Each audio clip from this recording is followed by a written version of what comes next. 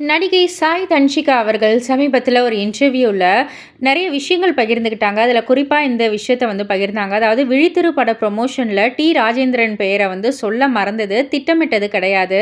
சாதாரண தவறு. அதன் பிறகு அவர் பேசிய விதம் எனக்கு பெரிய மன வருத்தத்தை ஏற்படுத்துச்சு. அந்த மேடையில இருந்தவர்களில் யாருமே எனக்காக ஒரு வார்த்தை கூட பேசாதது இன்னுமே காயப்படுத்தியச்சு. உண்மையிலேயே அது பப்ளிசிட்டிக்கு செய்தது அப்படின்னா, ஒரு வாரம் வீட்டை விட்டு வெளிய வராம மனதளவுல பாதிக்கப்பட்டு முடங்கி இருப்பேனா? அப்படின்ற மாரி தான் கேட்டிருக்காங்க. ஸோ நெறைய பேர் பார்த்துருப்பீங்க. ஒரு வீடியோ அல்ல ராஜேந்திரன் சார் சாய் தன்ஷிகாவ கொஞ்சம் காட்டமாவே பேசியிருப்பாங்க.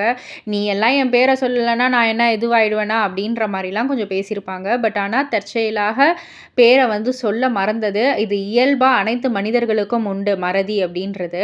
ஸோ இந்த ஒரு விஷயத்துக்காக தன்ஷிகாவ அந்த மாரி பேசியிருக்கலாமா? அப்படின்ற மாரி நெறைய பேர் வருத்தப்பட்டதும் உண்டு. அதே அளவிற்கு பப்ளிசிட்டிக்காக தான் தன்ஷிகா வேணும்னே பேர மறந்து இந்த மாதிரியெல்லாம் பேச வச்சிருக்காங்க அப்படின்ற மாரிலாம் சொன்னவர்களும் உண்டு. ஸோ அது எல்லாத்துக்குமே தன்ஷிகா அவர்கள் சமீபத்தில இன்டர்வியூல பதில் சொல்லியிருந்திருக்காங்க.